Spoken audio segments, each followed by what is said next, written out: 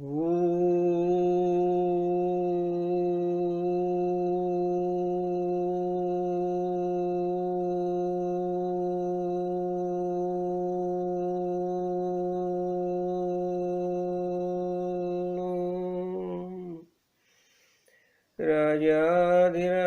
सद्गुरुनाथ सिद्धरामेश्वर महाराज की जय।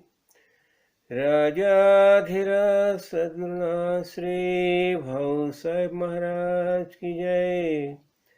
राजाधिराज सद्गुरुनाथ श्री काड़ सिद्धेश्वर महाराज की जय।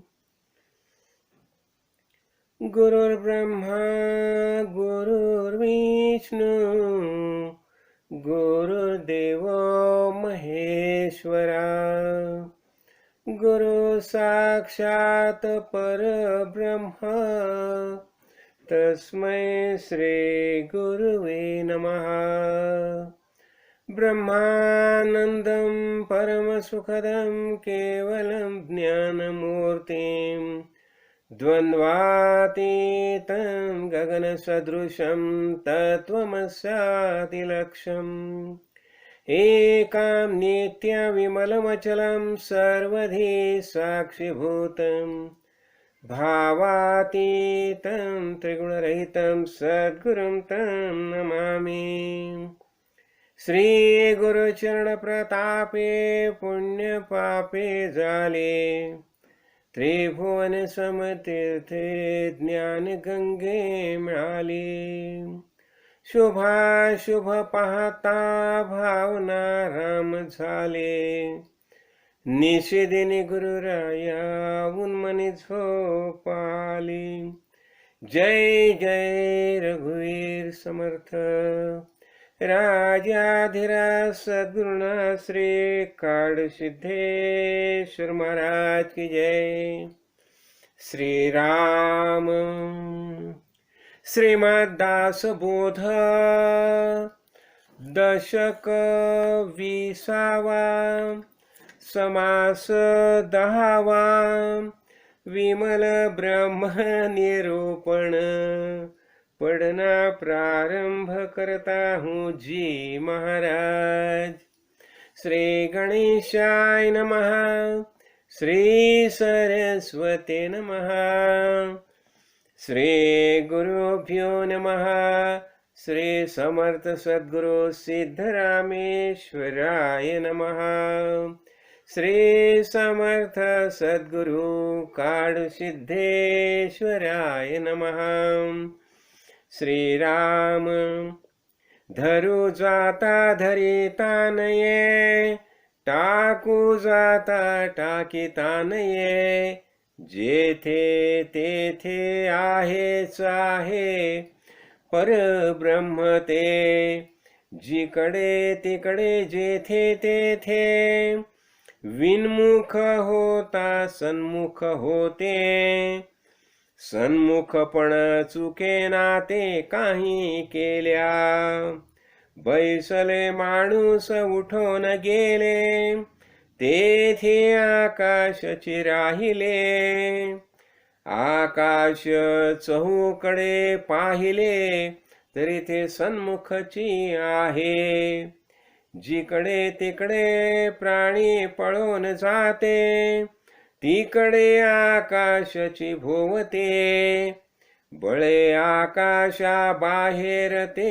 कैसे जावे जिकडे तिकडे प्राणी पाहे तिकडे ते सन्मुखची आहे समस्थांचे मस्तकी राहे माध्यान्नी मार्तंड जैसा जय जय रघुवीर समर्थ ध्यान मूलम गुरुर्मूर्ति पूजा मूलम गुरुपदम मंत्र मूलम गुरुर्वाक्यम मोक्ष मूलम गुरु कृपा राजाधिराज सद्गुरुनाथ श्री काड़ सिद्धेश्वर महाराज की जय।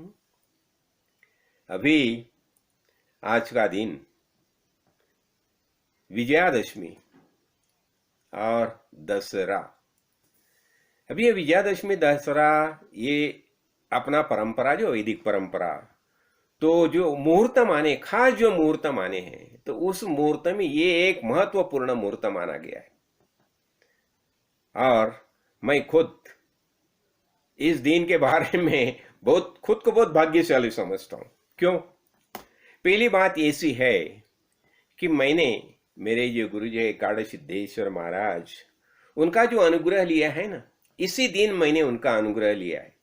कभी 1967 उस दिन मैंने उनका अनुग्रह लिया, इसी दिन दसरे के दिन। और दूसरी बात ऐसी है, हमारा जो ब्याह हो गया तो गुरुजी ने हमारा ब्याह दसरे के ही दिन, और अपना जो मंदिर है मठ मंदिर, वहां ही ब्याह की रचना की है। तो इसलिए मैं तो ये दिन बहुत महत्वपूर्ण मानता हूं। और मैंने देखा कि जब ही से गुरुजी ने मुझे ये प्रवचन के लिए बिठाया, अभी देखो 98 में गुरुजी ने मुझे प्रवचन के लिए बिठाया, वो दिन था, रक्षाबंधन का दिन था। और जभी से हरेक नवरात्र के दिन जैसा जैसा हमारा सप्ताह चलता है, तो वैसा वैसा मैं ये मेरा जो स्वाध्याय है, देखो क्या होता है, जब भी गुरुजी हमें कुछ खास बात बताते हैं ना, तो हमारा फर्ज होता है कि उनकी आज्ञा के अनुसार हमारा कार्य चलता रहना चाहिए। तो ये उन्होंने क्या किया है, ये हमें ये गृहपाठ बताते हैं ना, गृहपाठ वैसा ही हमें स्वाध्याय दिया है, तो वो स्वाध्याय हमें तो करते ही रहने चाहिए। तो आज क्या है, ये नवरात्र भी देखो, पहले दिन हमने देखा, हमने क्या किया, घट स्थापना की, ये अपना देवी का आवाहन किया। फिर देखो, ये देवी का आह्वान करने के बाद हमने निश्चय किया क्या, कि ये संपूर्ण विश्व में सबसे महत्वपूर्ण ऐसी कौन सी चीज है। तो ऐसी कौन सी चीज है कि वो सबसे बढ़िया है, सबसे महत्वपूर्ण है, कि जिसके बिना और कुछ महत्वपूर्ण है ही नहीं। तो ऐसा कौन है? तो ऐसा है चिन्मय सच्चिदानंद स्वरूप परमेश्वर परमात्मा, यही सबसे बड़ी चीज है। और ये चीज हमें सदगुरु से पता चला ये चीज का, तो अब ये चीज का हमें ज्ञान होना चाहिए, ये कहाँ है। तो हमें पता चला कि संपूर्ण विश्व में ये चराचर में व्याप्य ऐसी ये चीज है। और दूसरी, इसकी स्थापना हमें करना है। इसका अर्थ क्या हो गया, हमारे यही निश्चय करना है। और स्थापना करने के लिए स्थान कौन सा है? अंतःकरण। तो हमें ये चिन्मय परमेश्वर परमात्मा है, उसे हमें हमारे हृदय में बिठाना है। हमारा निश्चय का, हमें ऐसा निश्चय करना चाहिए कि हम वास्तव में ये परमेश्वर परमात्मा जो है वो बाहर तो ठीक है, सब जगह है, लेकिन वो हमारे अंदर ही बैठा है। देखो, जब भी ब्रह्मदेव ने सृष्टि निर्माण की, तो सृष्टि निर्माण जब भी की, उसने क्या किया, खुद में से पूरा संपूर्ण संसार जो है, जितने जितने देहधारी है, जितने जितने जीव हम भूतल पर देखते हैं, तो ये चार खानी जो है ना, तो चार खानी में से जितनी निर्मित हो गई है, वह सब निर्माण करने के बाद भगवान ब्रह्मदेव खुद उसमें ही बैठा है।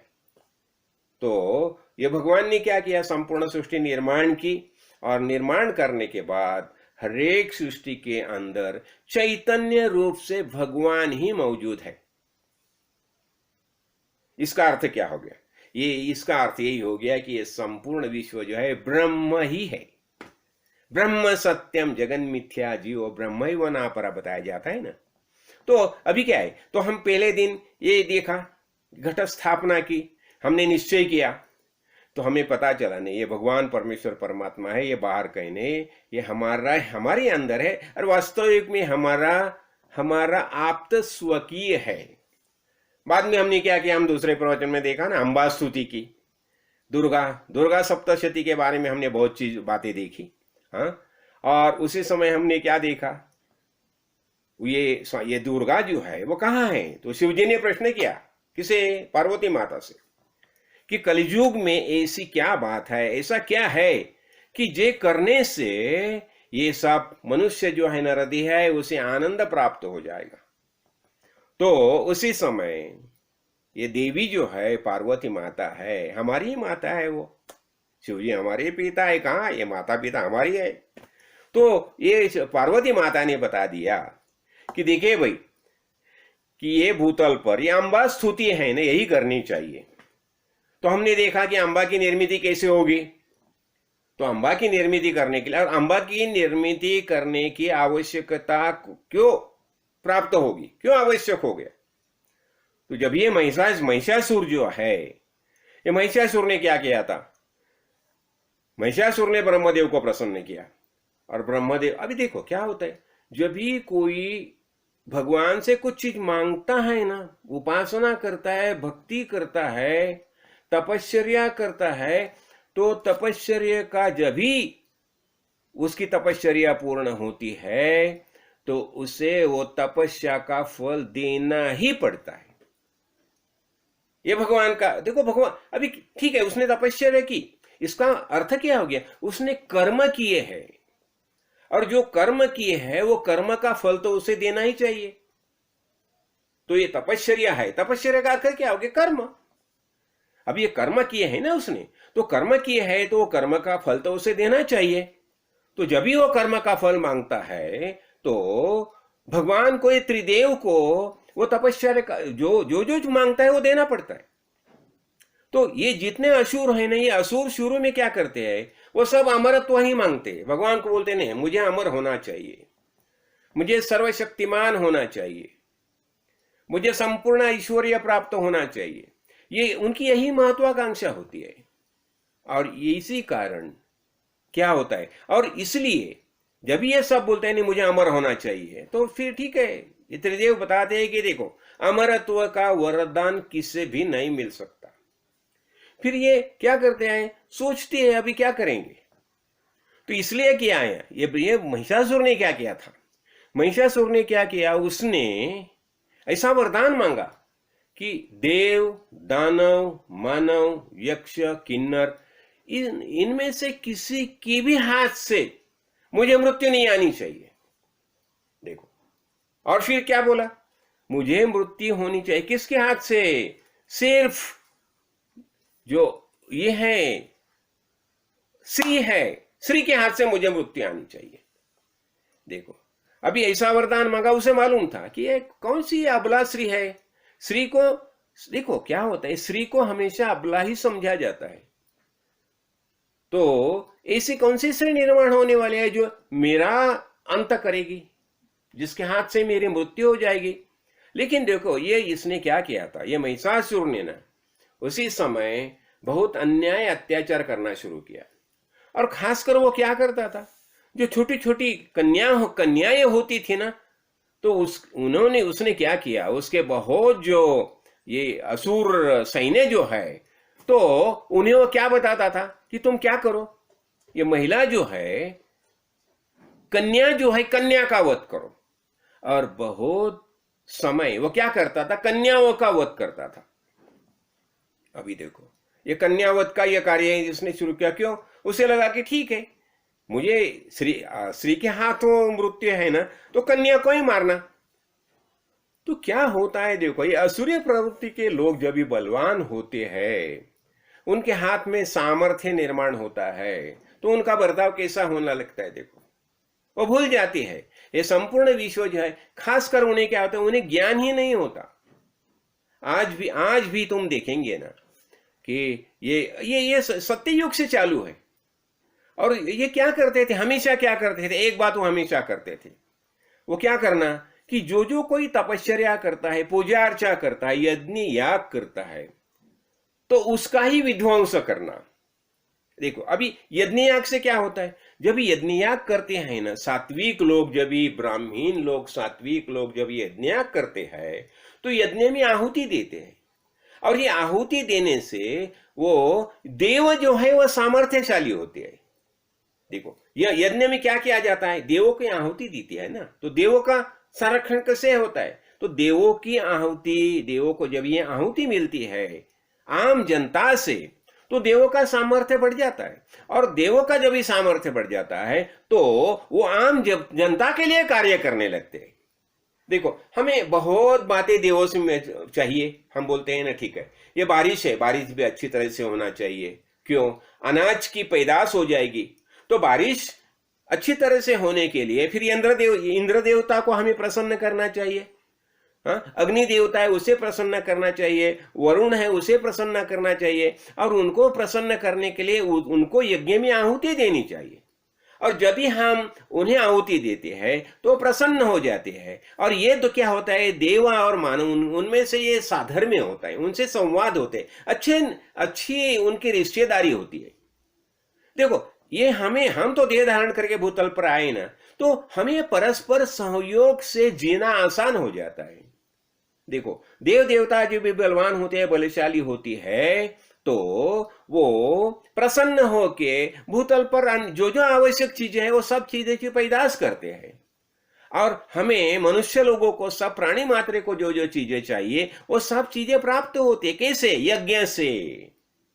तो यज्ञ करके हमें देव देवताओं को प्रसन्न करना पड़ता है। और यज्ञ करने के बाद, प्रसन्न होने के बाद, देव देवता भी हमारी सब जो जो आवश्यकता है सब पूरी कर देती है।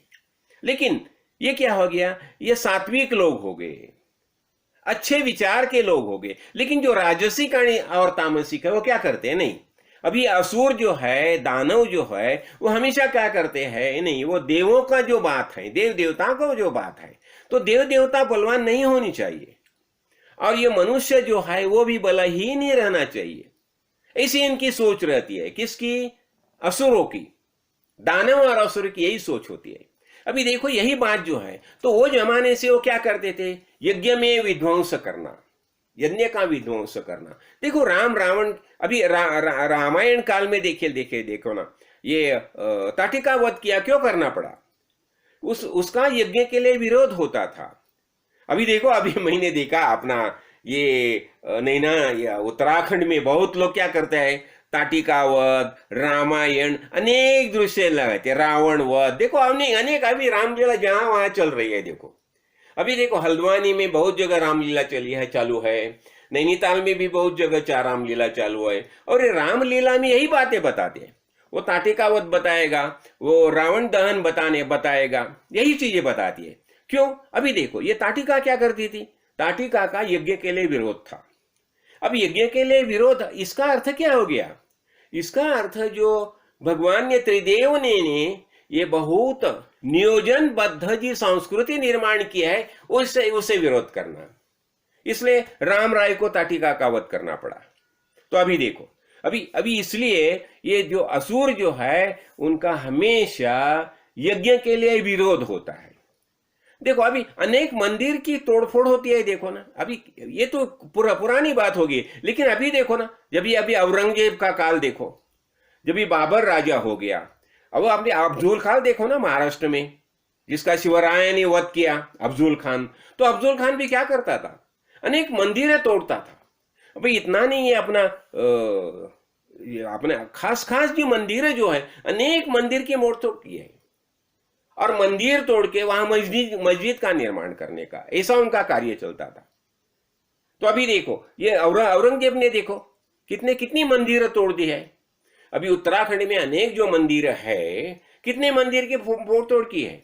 और अभी भी देखो, आज भी देखो, जहां तहां जो हिंदुओं की जो वैदिक परंपरा की जो मंदिर है, वो मंदिर का तोड़ने का काम चलता है।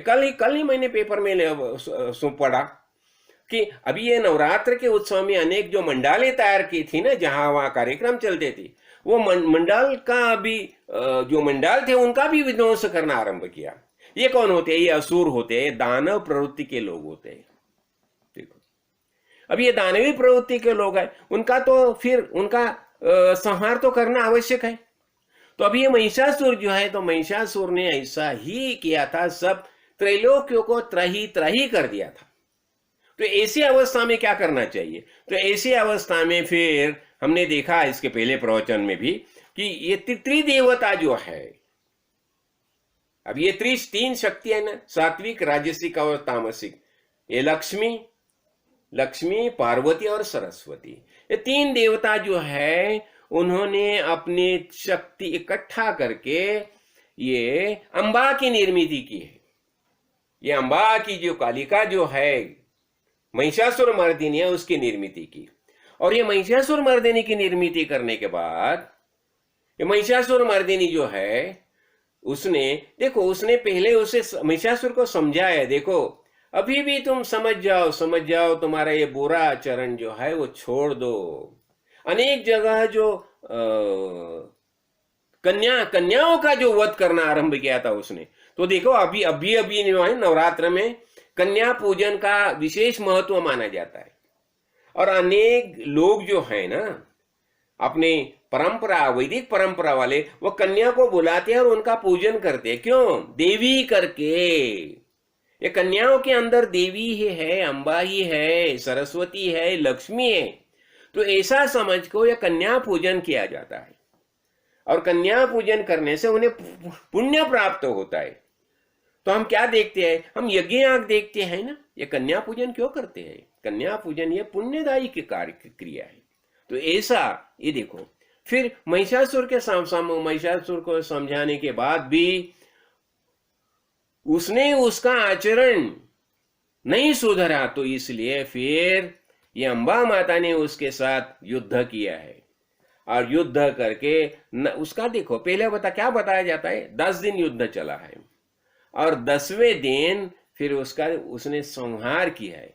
देखो तो अम्बा माता जो तीनों शक्ति इकट्ठा आने के बाद भी महिषासुर को मारने के लिए उसके साथ 9 दिन युद्ध करना पड़ा। इसका मतलब ये महिषासुर कितना बलवान था देखो। जब ये भगवान से वरदान प्राप्त होता है ऐसे ही, और सामान्य लोगों को तो उनकी कुछ यही तमाही नहीं करते, सामान्य लोगों के बारे में सोचते ही नहीं, ऐसी उनकी अवस्था हो जाती है। और इसलिए आम आदमी जो है उन्हें बहुत कठिनाई का सामना करना पड़ता है। तो इसलिए ये महिषासुर का जो है ये काली माता ने उसका मर्दन किया है। और इससे क्या बताया जाता है? अभी इसके पहले हमने देखा है कि भगवान ने सृष्टि निर्माण की क्यों? अरे हर एक तुम आनंद से जियो ना, तुम जियो और दूसरे को भी जीने दो। हाँ, यही होता है ना। तो हम परंपरा जब निर्माण होती है, अभी एक परिवार में जो आदमी रहते हैं, समझो 5-6 आदमी हैं, एक दूसरे बड़े प्यार से बर्ताव करते हैं ना, तो तुम ये गांव समझो, पूरा राष्ट्र समझो, अरे ये पूरा तुम खुद का परिवार क्यों नहीं समझते? तुम उसे अहंकार, अभिमान, महत्वाकांक्षा, हाँ, और ये इसके सबके कारण तुम गलत रास्ते से क्यों जाती है? तो अभी परसों हमने देखा ना, अम्बा माता के बारे में देखा, अम्बा स्तुति हमने देखी ना, दुर्गा स्तुति में अम्बा स्तुति हमने देखी। जब देवी ने बताया कि तुम क्या करो, अम्बा स्तुति करो, कि अम्बा क्या करेगी? अम्बा यानी हमारी माता है ना, तुम्हारा सभी प्रकार का कल्याण करेगी। तो अभी क्या होता है, वो जब भी तुष्ट होती है, संतुष्ट होती है, हम जब भी अच्छे रास्ते से चलते हैं, हाँ, अच्छी परंपरा जो है उसका सम्मान जब भी हम करते हैं, तो अम्बा तुष्ट हो जाती है। हम सात्विक आचरण से भगवान की पूजा अर्चा उपासना करते, यज्ञयाग करते हैं, तो अम्बा तुष्ट हो जाती है। और जब भी अम्बा तुष्ट हो जाती है तो हमें जो कुछ चलता आवश्यक है सब चीजें दे देती है। और देखो, और जब भी रुष्ट होती है तो क्या करती है? और रुष्ट कभी होती है जब भी हम गलत रास्ते से जाते हैं, तो रुष्ट हो जाती है। देखो माता भी, देखो जब भी बच्चा जो है वो अच्छे रास्ते से चलेगा तो ठीक है, वो गलत रास्ते से चलेगा तो उसको फटकार तो मिलेगी। तो ऐसे ही जब भी वो रुष्ट हो जाती है, देखो अभी इसीलिए जब भी ये महिषासुर का जो बर्ताव था, उसका जो आचरण था, तो उसके आचरण के कारण वो अम्बा रुष्ट होगी, और रुष्ट हो गया और उसने ये महिषासुर का वध किया है, मर्दन किया उसका महिषासुर का। तो ऐसा ही होता है। तो हमें क्या करना चाहिए? इसलिए हमें जीना कैसा चाहिए? हमें बहुत अच्छी तरह से जीना चाहिए, तो यही बताया जाता है। और दूसरों, अभी क्या होता है देखो, अभी हम देखते हैं ना, ये देवासुर संग्राम तो चालू ही है और चालू ही रहेगा। तो इसलिए शुरू शुरू शुरू शुरू शुरू एकदम पहले काल से इसलिए वीरों का अभिनंदन किया जाता है। अभी देखो हम शहीदों का सम्मान करते हैं। अभी हम सुनते हैं ना न्यूज़पेपर में, अभी ये बॉर्डर के ऊपर कुछ चालू है, झमेला चालू है, अपना आतंकी जो है अंदर आने की कोशिश कर रहे हैं। यही है ना, ये आतंकी असुर हो गए, ये दानव हो गए। उनकी प्रवृत्ति देखो, दानवी प्रवृत्ति। उन्हें शिक्षा भी कैसी दी जाती है देखो, दूसरे के घरों में आग कैसे लगाने का, और तो इतना ही नहीं, जहर कैसा देना, आग लगाना, जहर देना, ऐसी बातें उन्हें सिखाई जाती है। तो हम 6 आतंकी के बारे में हमने देखा था ना, श्री कृष्ण भगवान जब भी महाभारत के युद्ध के समय हमने देखा कि जो जो आतंकी है उसे मारना ही चाहिए। तो अभी देखो, ये मारने के लिए फिर क्या होता है, वीरों को बलिदान करना पड़ता है। तो इसलिए हमें जो शहीद हो गए वो वीरों का हमें अभिनंदन करना चाहिए। और देखो बहुत जगह से वीर स्तंभ खड़े किए जाते हैं। क्यों? वीरों का अभिनंदन करने के लिए। इतने नहीं है, सती स्तंभ खड़े किए जाते हैं और सती स्तंभ की पूजा की जाती है। और इतने ही नहीं, अनेक भित्ति चित्र में बनाए जाते हैं। वीर जो है जिसने अपने राष्ट्र के लिए, सब लोगों के लिए खुद की जान उसने कुर्बान की, बलिदान किया है, तो उनके भित्ति चित्र बनाए जाते हैं, उनका अभिनंदन किया जाता है। तो वीरों का अभिनंदन होना ही चाहिए। और देखो अभी हम तो सत्यवान साध्वी सावित्री की कथा देखते हैं। अभी सावित्री ने क्या किया? सावित्री ने यमधर्म के साथ ऐसा ये किया, जो उसका जो संवाद हो गया यमधर्म के साथ, तो यमधर्म के साथ ये वो भी खुद ज्ञानी थी ना, और ज्ञानी होने से उसने यमधर्म से ऐसा संवाद किया कि जिसके कारण यमधर्म को उससे वरदान देना आवश्यक हो गया। और इसलिए सावित्री की पूजा की जाती है। क्यों? उसने वीरों जैसा बर्ताव किया। सती स्तंभ जो लगाए जाते हैं, ऐसे अनेक महिला जो है अपना परंपरा में, झांसी की रानी देखो, रानी तारामती देखो, विदुला के बारे में देखो, विदुलाख्यान के बारे में मैंने एक प्रवचन में बताया, शायद पता चलता है मुझे। इतना ही नहीं, आपने कुंती माता देखो ना, इतनी आपने जीजा माता देखो ना, जिन्हें शिवाजी महाराज शिवाजी महाराज को बनाया, शिवाजी महाराज को सब ज्ञान दे दिए। तो ये महिला जो है ये वीरांगना है, उनकी तो हमें स्तुति करनी ही चाहिए। उनके सती स्तंभ, वीर स्तंभ निर्माण करने चाहिए, भित्ति पत्र निर्माण चाहिए। क्यों? ये वीरों का अभिनंदन है और वीरों का अभिनंदन होना ही चाहिए। इसलिए देखो जितने जितने देव देवता है, ये हर एक देव देवता के हाथ में शस्त्र है। देखो शस्त्र है, देखो क्यों शस्त्र की क्या जरूरत होती है? क्यों? परित्राणाय साधूनाम, जो अच्छे रास्ते से चलते हैं, वो साधु जो ध्यान ध्येय करते हैं, यज्ञ करते हैं, उपासना करते हैं, उनका परित्राण करना ही, उनका संरक्षण करना ही चाहिए। और विनाशाय च दुष्कृताम, और जो गलत रास्ते से चलते हैं, जो असुर है, दानव है, उनका संहार ही करना चाहिए। तो ऐसा कार्य ये महिला भी करती है। देखो, और अभी अपना ये भारतीय संस्कृति में देखो, अनेक महिला आज युद्ध भूमि में टटी रहती है। क्यों? क्या कारण क्या है इसका?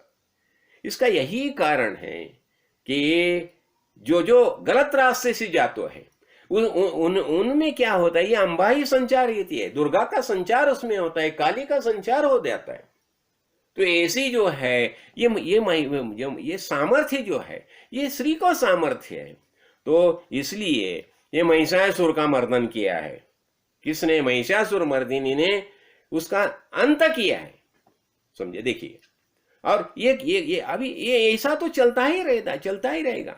इसका मतलब एक महिषासुर खत्म हो गया, इसका अर्थ ऐसा नहीं है कि आगे महिषासुर नहीं जन्म। ये प्रवृत्ति होगी, ये सत प्रवृत्ति है, वह देव है, और असत प्रवृत्ति है, ये दानव है। और ये सत और असत प्रवृत्ति हमारे अंदर ही होती है। जब भी हम गलत रास्ते से जाते हैं, अहंकार, अभिमान, इससे जब हम ग्रस लेते हैं खुद को, हम अभिमानी होते हैं, अहंकारी होते हैं, तो हमारा आचरण ऐसा ही होता है। हमने देखा ना, अभी सहस्त्रार्जुन के बारे में हमने देखा है। अभी सहस्त्रार्जुन शुरू में उसने भगवान की तपस्या की, दत्ता गुरु को प्रसन्न किया, और दत्ता गुरु ने क्या किया, उसे सहस्र बाहु का वरदान दिया था। अभी देखो, ये भगवान का जो वरदान मिलता है वो क्यों, आम जनता के कल्याण के लिए मिलता है। जब भी तुम्हें अच्छा देखो, तुम्हारे पास वित्त है, तो वित्त का तुम इस्तेमाल किस लिए कर रहा है। इसलिए हमने परसों देखा ना, जो भगवान का आश्रय लेता है, तो भगवान का आश्रय लेने से भगवान तुम्हें सब प्रकार की सुविधा देते हैं, और तुम्हारा भी ऐसा सामर्थ्य बढ़ता है कि तुम दूसरों को आश्रय देते हैं। जो अनाश्रय है, जिसके पास कुछ नहीं है, तो उन्हें तुम आश्रय दे सकते हैं। लेकिन देखो, आश्रय देने में दो बातें होगी। उसे ठीक है, उसे जो जो आवश्यक चीजें वो भी दे दो, लेकिन उसको ज्ञान दृष्टि भी दे दो, उसे अच्छा बर्ताव करने की समझ दे दो, उसे अच्छा कर्म करने की समझ दे दो, उसे अच्छा कार्य करने की शिक्षा दे दो। और इससे क्या होता है, ये अच्छा कार्य होने से बहुत महत्वपूर्ण बात मानी जाती है कि हमने देखा ना कि क्या होता है, ये राजा जो है, तो राजा कैसा होना चाहिए, प्रजावत्सली होना चाहिए ना। जिसके हाथ में शक्ति सामर्थ्य है वो प्रजावत्सली होना चाहिए। तो जब भी हमें कुछ प्राप्त होता है तो उसका हमें ज्ञान करना चाहिए दूसरे को, जो इसलिए जिसके पास नहीं है, देखो हम भगवान का आश्रय लिया, तो भगवान ने सब प्रकार की सुविधा हमें दे दी। तो जो भगवान से दूर गया है, तो उन्हें भी तुम आश्रय दे दो। हमारी पहचान कैसे होती है, कर्म से हमारी पहचान होती है। अभी मानव जीवन जो है, तो मानव जीवन है, ये ईश्वर का सर्वोत्तम उपहार है। मानव जीवन मिलना ये मामूली बात नहीं है। तो ईश्वर ने हमें जो सर्वोत्तम उपहार जिसे बताया जाता है, ऐसा उपहार हमें दिया है। तो हमारी पहचान क्या है, व्यक्ति की पहचान होती है कैसे, कर्म से पहचान होती है। तो हमें अच्छे कर्म करने चाहिए, और कर्म ही धर्म है। देखो, और कर्म ही जीवन की शुरुआत है, आरंभ है। तो इसलिए हमें अच्छे कर्म चाहिए। और ये अच्छे कर्म जो है कैसे होते हैं, जब भी हम सत्संग में जाते हैं, सदगुरु को शरण जाते हैं, सदगुरु भगवान से ज्ञान प्राप्त करते हैं, तो ही हमारे हाथ से अच्छे कर्म होते हैं। देखो, अभी देवगुरु और दैत्य गुरु। अभी दैत्य गुरु है शुक्राचार्य है, देवगुरु है बृहस्पति है। तो शुक्राचार्य भी अनेक बातें उनके असुरों को समझाते हैं, और देव जो देवगुरु बृहस्पति है वो भी समझाते हैं। तो भी असुर, देखो, दानव जो है गलत रास्ते से जाते हैं। अभी एक बात मेरे ख्याल में आ गई, एक समय क्या हो गया, अपनी अदिति माता जो है, तो अदिति माता का स्वर्ग में सत्कार होने वाला था। तो जब विष्णु भगवान को लगा अदिति माता का सत्कार होने वाला है, तो विष्णु भगवान ने लक्ष्मी जी को बताया कि देखिए देवी, अभी अदिति माता का सत्कार होने वाला है स्वर्ग में, इसलिए वो सत्कार के लिए मुझे जाना है। देखो, क्यों, महिला का सत्कार होता है, ये भगवान को ज्यादा पसंद आता है, ज्यादा भाता है। इसलिए फिर विष्णु भगवान और ये लक्ष्मी दोनों गई है स्वर्ग में, और वहां अदिति माता को प्रणाम किया विष्णु भगवान ने अदिति माता को, और बताया कि माते आप वंदनीय हैं। क्यों, आपने आपके बेटों को अच्छे संस्कार दिए, इसलिए वो देव बन गए। वो सब देव हो गए ना। देव कैसे हो गए, आपके संस्कार के कारण। आपने उसे उनके अच्छे संस्कार दे दिए, इसलिए आप धन्य हो, धन्य हो। तो उसी समय ये अदिति माता बताती है कि मैं चाहती हूं कि आपके जैसा पुत्र मुझे हो जाए। तो भगवान ने बताया, ठीक है, मैं भी आपकी जैसी माता मुझे मिल जाए, यही मैं भी प्रार्थना करता हूं। और इसका आगे क्या हो गया, इसका आगे जब ही बटु वामन का जन्म हो गया, तो विष्णु भगवान बटु वामन करके अदिति माता के गर्भ में उसने जन्म लिया है। देखो, ऐसी बात होती है। तो यहां में क्या क्यों क्यों ये मैंने बताया कि इतना महात्म्य श्री को दिया जाता है अपने वैदिक परंपरा में। इसलिए मनु महाराज ने भी बताया ना, नार्यास्तु यत्र पूज्यन्ते रमन्ते तत्र देवता। जिथे जहां श्री शक्ति की पूजा होती है वहां देवता भी रममाण होते हैं। हाँ, तो हमें क्या करना चाहिए? इसलिए हमें ये सब बातें समझ लेनी चाहिए ज्ञान दृष्टि। हमें अच्छा आचरण करना चाहिए। वेद ने जो बताया सत्य अहिंसा अस्तेय अपरिग्रह ब्रह्मचर्य, ऐसा जो वेदानुगामी जो है वैसा आचरण हमें करना चाहिए। तो क्या होता है देखो, अभी हमने एक दो बातें देखी कि वीरों का अभिनंदन क्यों, कि यही परित्राणाय साधूनाम, जो धर्म के लिए ये करते हैं और अपना परंपरा जो है वैदिक परंपरा जो है, तो वैदिक परंपरा में ये बातें को बहुत, हाँ देखो देव देवता है, अनेक देव देवता है, उनके बारे में यही बताया जाता है ना। हाँ, तो अनेक देव देवता देखो, और ये देवता है ना, ये देवता कहां से होती है? जब भी देखो ये धर्म के लिए संघर्ष में जो अपना बलिदान करते हैं ना वही देवता बन जाते हैं। ख्याल में रखो, जब भी अपना धर्म के लिए कोई बलिदान करता है वही आगे चल के देव देवता बन जाते हैं। इतना ही नहीं, एक तो ऐसी बात मैंने सुनी है कि खुद भगवान बताते हैं कि जो धर्म के लिए जो बलिदान देता है, धर्म के लिए और आम जनता के लिए, प्रजा के लिए जो बलिदान देता है वो एकदम स्वर्ग में ऊपर जाता है, उसका बहुत सम्मान किया जाता है। तो हमने अभी देखा ना वीरों का अभिनंदन, तो ऐसा होता है। तो ये दशहरा के बारे में अनेक बातें हैं। तो दशहरा खास करके देखो, हम दशहरे के दिन क्या करते हैं, सुवर्ण को प्राधान्य देते हैं, सुवर्ण की लूट, एक दूसरे को सोना देते हैं, लेते हैं। वास्तविक में जो आपटा वृक्ष है ना उसके हम पन्ने देते हैं।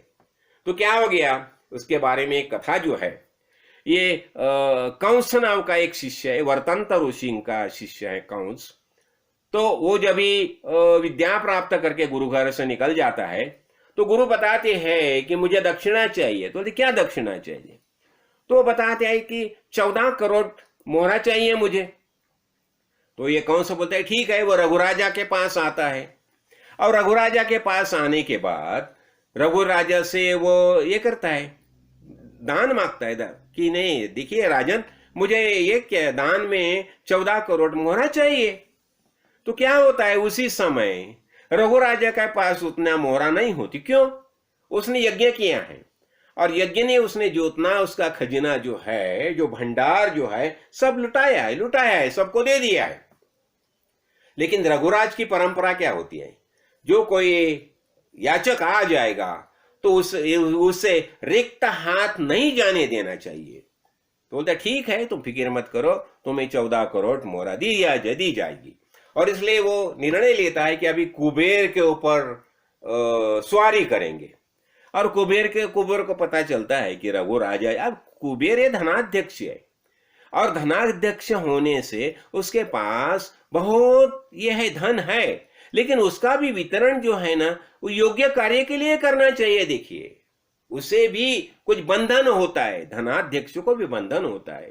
तो वो जब ये करता है कि ठीक है, ये रघुराज को ये दक्षिणा देने के लिए, कंसों को दक्षिणा के लिए मोहरा चाहिए, तो वो क्या करता है, जो आपटा का वृक्ष होता है ना उसके ऊपर बारिश मोहरा डाल देता है, मोहरा का बारिश होता है।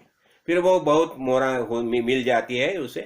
फिर ये अपना रघुराजा बताता है कौशो, ठीक है तुम्हें 14 करोड़ मोहरा चाहिए, ले लो। फिर वो 14 करोड़ मोहरा लेता है और बहुत मोहरा वहां पड़ी रहती है। फिर रघुराज क्या बताता है, सब लोगों को बोलता है कि ठीक है अभी ये तो सम, इसको बोलता है ठीक है तुम्हारे लिए मांगिए। तो नहीं, मुझे जितनी चाहिए उतनी मैंने ली। और रघुराजा बोलता है ये तुम्हारे लिए मांगिए, मुझे नहीं चाहिए। देखो वो समय की याचक कैसे होते थे और दाता भी कैसे होते थे। याचक करके रघुराजा का स्वभाव देखिए और दाता करके याचक करके कौन सा स्वभाव देखिए, और दाता करके रघुराज का स्वभाव देखिए। फिर क्या करता है रघुराज, सब लोगों को बोलता है ठीक है ये सब लूट लो। फिर सब लोग आते हैं और सब मोहरा लूटते हैं। तो इसलिए दशहरे के दिन सोना लूटने का एक ये परिपाठ शुरू हो गया। तो वास्तव में हम क्या करते हैं, हम अलग आध्यात्मिक भाषा से देखते हैं। तो आध्यात्मिक दृष्टि से हम देखते थे, हमें क्या पता चलता है, तो हमें पहले स्वर्ण को पहचानना चाहिए। तो स्वर्ण क्या है? आत्मा, यही स्वर्ण है। और उससे लूटना यानी क्या? उसका आनंद अनुभवना। तो हमें क्या करना है? हमें आत्मदृष्टि का आनंद अनुभवना है। मैं आत्मा हूं, ये ज्ञान दृष्टि प्राप्त करके हमें आनंद अनुभव करना चाहिए। वो क्या बताए? रसो वैसा रस एवं लब्धो आनंदी भवति। ये आत्मा कैसा है? आत्मा रस स्वरूप आत्मा है, और ये रस स्वरूप आत्मा का रसास्वाद लेके हरेक को लगता है कि मुझे आनंद प्राप्त होना चाहिए, और यही जीवन का दृष्टिकोण है। हम देह धारण करके आए हैं, तो हमें ज्ञान प्राप्त करना है, मैं खुद कौन हूं, तो उससे हमें आत्मा का ज्ञान प्राप्त करना है। इसलिए सदगुरु को शरण जाना है। हमने वही किया है, और सदगुरु जैसे हमें बताते हैं वैसा आचरण करना चाहिए। तो ये ज्ञान दृष्टि प्राप्त होने से हम निश्चिंत होते हैं, निर्भय होते हैं। देखो, और जो निर्भय हो गया ना, तो वो क्या होता है? हम पर देखा ना हमने, जो खुद निर्भय, और ये निर्भयता कभी प्राप्त होती है? जब भी हम अम्बा स्तुति करते हैं, भगवान की स्तुति प्राप्त करते हैं, जब भी भगवान को हम जानते हैं ये अम्बा दूसरी कोई नहीं है, ये हमारी माता है, ये भगवान है, उसने खुद में से हमें निर्माण किया है। तो ये जब भी अभी हमें ज्ञान प्राप्त होता है तो हम निश्चिंत होते हैं और आनंद से जीते हैं। देखिए, अभी एक बात मेरे ख्याल में आ गई है। अभी क्या हो गया, परसों अभी एक ने मुझे बताया, मेरा फ्रेंड है, उसने मुझे प्रश्न पूछा, बताने लगा मुझे कि ये भूतल पर श्री कृष्ण है, यही सबसे बड़ा है, बाकी कोई नहीं। श्री कृष्ण है, यही सर्वस्व है, ये संपूर्ण विश्व है, ये श्री कृष्ण में से निर्माण हो गया है। और ये ऐसा बोलता है, भगवत गीता में बताया है। और जो बताने वाला है वो बोलता है नहीं, अभी देखो, खाली तुम श्री कृष्ण को ही सुनो, बाकी सब भूल जाओ। इससे क्या होता है? देखो, अभी जिनको सच्चा ज्ञान नहीं होता ना, तो ऐसी ये दीवारें खड़ी करती है। अभी एक बोलेगा राम श्रेष्ठ है, दूसरा बोलेगा श्री कृष्ण श्रेष्ठ है। अभी पहली बात थी ना, वैष्णव और शैव। तो वैष्णव और शैव, वैष्णव बोलेगा तो जो विष्णु को मानते हैं, और शैव बोलेगा तो जो शिवजी को मानते हैं। तो एक बोलने लगा कि नहीं, वैष्णव विष्णु ही श्रेष्ठ है, दूसरे बोलने लगे नहीं, शिवजी ही श्रेष्ठ है। लेकिन क्या बताया? जो शिवश्च हृदयम विष्णु और विष्णुश्च हृदयम शिव, क्या बताया यहाँ? ये शिव जो है ना, ये विष्णु का हृदय है, और विष्णु है ये शिवजी का हृदय है। ये दो अलग नहीं है, एक ही है, और दोनों एक दूसरे के आराध्य है। देखो, तो लेकिन ये खाली जो गलत रास्ते से लोगों को ये प्रबोधन करते हैं, वो क्या बताते हैं? फिर वो दोनों, एक शैव हो गया, विष्णु के दोनों के बीच में झगड़ा हो गया। अभी ये देखो ना, ये कोई बताते हैं ना, श्री कृष्ण ही सबसे बड़े हैं, श्री कृष्ण ही, और श्री कृष्ण से ही सब निर्माण हो गया, संपूर्ण विश्व का रचयिता श्री कृष्ण ही है। देखो, लेकिन यही यहाँ मुझे खास मैं बताना चाहता हूँ। अब ये दसरा जो है, हमें सीमोल्लंघन करना है। तो सीमोल्लंघन किसका करना है? ये सीमा है जो को, ये जो है ना, सीमा क्या है? सीमा हमने ये निर्माण किए ना, ये दीवारें तैयार किए ना, ये सब दीवारें हमें तोड़ देना है। ये दीवारें नहीं चाहिए, हमें एक ही चैतन्य मालूम है, जैसा इसमें बताया है। देखो, हंस गीता में बताया, ये संपूर्ण विश्व का एक ही चैतन्य में से निर्माण हो गया संपूर्ण विश्व। जब ही शुक्राचार्य बलि राजा को बोध करते हैं, वो बलि को बता दे, देखो बलि, एक ही बात देखो, ये संपूर्ण विश्व है, एक ही चैतन्य में से सब निर्माण हो गया है, बस उसे अलग अलग नाम देने की जरूरत ही नहीं है। तो इसलिए मुझे यहाँ ये एक बात मुझे खास कर बताना है, ये राम कृष्ण ये सब जो है ना, ये दशा अवतार जो हम मानते हैं, ये दशा अवतार ये सब विष्णु के अवतार है ना। अब हमें पता है ना, विष्णु भगवान ही अलग अलग समय खाली दुष्टों का संहार करने के लिए उसने अवतार लिए है। किसने? विष्णु भगवान ने अवतार लिए है। तो विष्णु जो है वो मत्स्य हो गया, मत्स्य, कुर्म, वराह, नृसिंह, उसके बाद उसने अपना बटुआमन, परशुराम, परशुराम के बाद राम, कृष्ण, ये सब जो अवतार जो है ये विष्णु भगवान के अवतार है। तो विष्णु भगवान ये अवतार लेके आए हैं, समझा ना। तो उसका ओरिजिन है कहाँ? विष्णु भगवान। तो ऐसे ही ये सब जो है सब चैतन्य रूप ही है। उन्हें अलग अलग अलग समझने की चेष्टा मत करो, एक ही समझो। इसलिए देखो, अभी जब हम गुरु के बारे में सोचते हैं ना, एक ही गुरु, और हम देखा ना ब्रह्मा विष्णु महेश, तो ये सदगुरु कौन है? ये ब्रह्मा विष्णु महेश, ये तीनों रूप है, एक ही गुरु के रूप है। तो हम बोलते हैं ना गुरुर ब्रह्मा गुरुर विष्णु गुरुर्देवो महेश्वरा गुरु साक्षात पर ब्रह्म तस्मै श्री गुरुवे नमः। तो इसलिए क्या है, यहां हम क्या देखते हैं कि गुरु जो है ये तीनों त्रिदेव है, गुरु के ही रूप है। तो जब भी हम गुरु की शरणागत होते हैं तो सब देव देवता हमें मदद करते हैं। क्यों? सब देव देवता जानते हैं कि उसने खास सदगुरु को किया है। अभी महाभारत युद्ध के समय भी ऐसा ही होता था ना।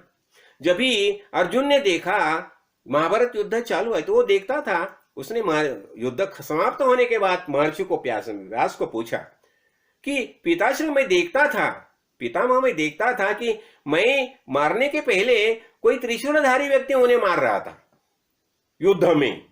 तो उसी समय महर्षि व्यास ने बताया, देखिए तुम क्या है, तुम सदगुरु को शरण है ना, तो इसलिए साक्षात शिवशंकर तुम्हारे बाजू से युद्ध में उतरे थे, तुम्हारे लिए साक्षात शिवशंकर युद्ध कर रहे थे।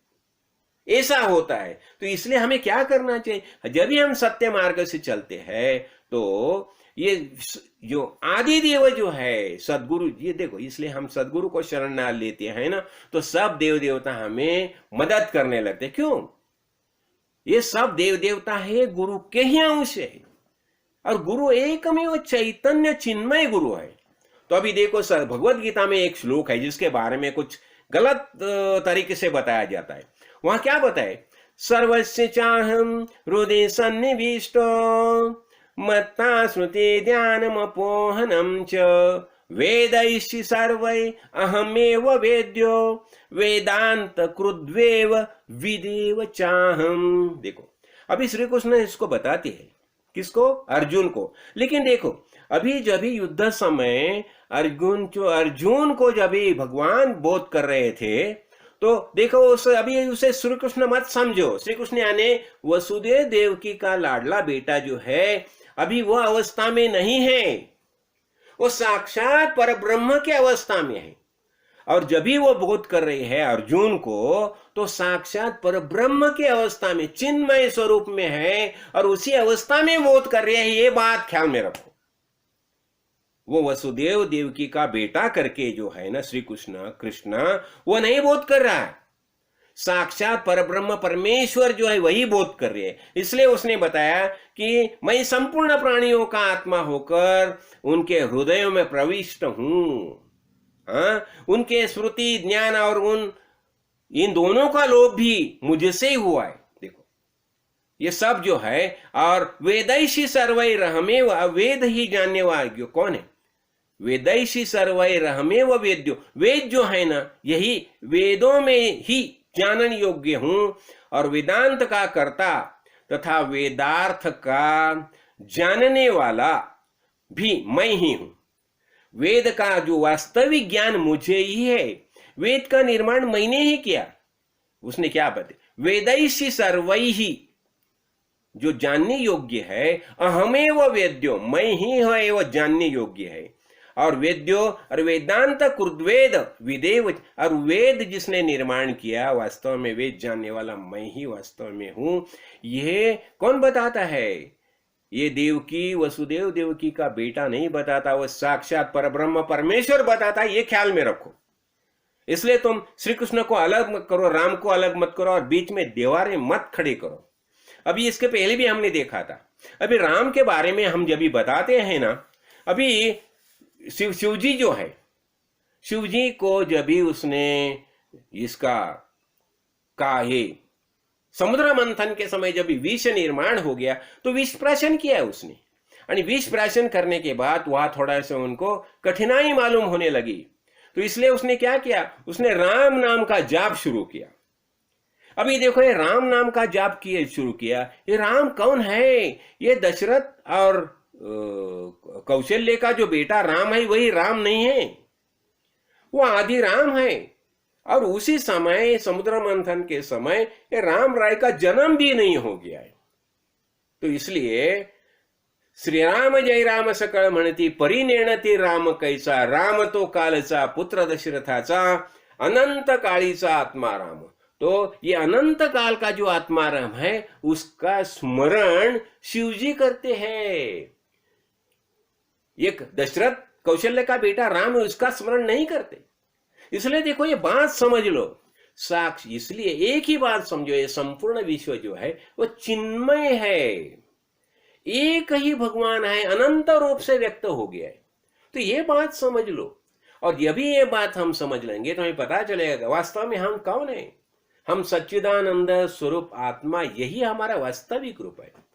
चिदानंद रूप शिवोहम शिवोहम, चिदानंद रूप शिवोहम शिवोहम, अहम निर्विकल्पे निराकार रूपे, विभूत्वाच सर्वत्र सर्वेन्द्रियाणां, न चासंगतं नैव मुक्ति न मेया, चिदानंद रूप शिवोहम शिवोहम। वास्तविक ये हमारा ज्ञान है। देखो हम कौन हैं? सच्चिदानंद स्वरूप परमेश्वर परमात्मा, यही हमारा वास्तविक रूप है। तो ये ज्ञान हमें होना चाहिए ना। तो हम ये दसरा, हम आज देखो हम दसरा, बहुत शारदीय नवरात्र दसरा हम मनाते हैं। अभी देखो रावण का दहन करते हैं, लेकिन ये रावण जो है प्रवृत्तियां है, ख्याल में रखो। तो ऐसी बातें समझ लो, और जब भी हम ये ज्ञान दृष्टि से समझ लेंगे ना, तो ही हमारा निश्चय हो जाएगा। और एक एक बात कभी भी नहीं भूलना कि जो भगवान का आश्वासन है, न मे भक्ता प्रणश्यति, और यदा यदा ही धर्मस्य ग्लानिर्भवति भारत, अभ्युत्थानम अधर्मस्य तदात्मानं सृजाम्यहम्। और इसलिए परित्राणाय साधूनाम, ये संकल्प है भगवान का। तो परित्राणाय साधूनाम ये संकल्प है, और विनाशाय दुष्कृताम ये दूसरा संकल्प है। तो इसलिए हाथ में शस्त्र होना ही चाहिए। देखो तो अभी हमने ये थोड़ा और बहुत बातें है उसके दशहरे के बारे में, कितने बातें, तो भी हम एक बात समझ ली कि दशहरा जो है ये शक्ति की उपासना हमें करनी ही चाहिए। और शक्ति की उपासना करने के लिए हमें क्या करना चाहिए? हमें संत संग में आना चाहिए, ध्यान धारणा करनी चाहिए। और हम बताते हैं ना, अभी ठीक है इतनी बातें हम देखो, या देवी सर्वभूतेषु शक्ति रूपेण संस्थिता, नमस्तस्यै नमस्तस्यै नमस्तस्यै नमो नमः। ये संपूर्ण देव देवता है, अनेक देव देवता है। अभी देखो मैं उत्तराखंड में आया हूँ, अरे कितने देव देवता है क्या बताऊं। अरे हर एक देवता का जो स्वरूप जो है, सामर्थ्य है, जब भी हम वहां जाते हैं ना तो हम महसूस करते हैं, एनर्जी महसूस करते हैं, सामर्थ्य महसूस करते हैं। तो हम क्या करें, मुझे लगता है कि दसरा सुवर्ण क्या है हमने जान लिया। फिर अगले बार हमको कुछ देखेंगे तो सुवर्ण, और सुवर्ण समझ के ही सुवर्ण प्राप्त कैसा करना, और इसका निश्चय कैसा करना। मैं आत्मा हूं, यही हमारा निश्चय होना चाहिए। हाँ, और सदगुरु कृपा से, और महाराज ने यही में बताया ना, महाराज क्या बताते थे, अरे क्या है जिसे भगवान देव है, कौन है वास्तविक? तुम ही। तत्वमसि अयम आत्मा ब्रह्म, प्रज्ञानम ब्रह्म, अहम ब्रह्मास्मि, यह महावाक्य बताया ना वेद ने। तो यही उसका ही हमें पठन करना चाहिए, उसका शुद्ध ज्ञान करना चाहिए। तो हम एक ही बोलेंगे, हाँ एक ही बात हम समझ लेंगे। हाँ तो क्या है, मुझे लगता है हो गया ना, आज थोड़ा सा समय हो गया है, लेकिन ठीक है। तो अभी हम प्रणाम करेंगे अम्बा माते को। अम्बा स्तुति तो हमने देखी है, देवी के बारे में बहुत कुछ हम समझ ले आए। तो सर्व मांगल मांगल्ये शिवे सर्वार्थ साधिके, शरण्ये त्र्यंबके गौरी नारायणी नमोस्तुते। राजाधिराज सद्गुरुनाथ सिद्धरामेश्वर महाराज की जय। राजाधिराज सद्गुरुनाथ श्री भव साहेब महाराज की जय। राजाधिराज सद्गुरुनाथ श्री काड़ सिद्धेश्वर महाराज की जय। तो हमारा सबका दशहरे के बारे में निश्चय पक्का होना चाहिए और सभी भक्तजन को ये मंगल्यमयी दशहरा महोत्सव की शुभेच्छा और शुभकामना। ओम तत्सत। राजाधिराज सद्गुरुनाथ श्री काड़ सिद्धेश्वर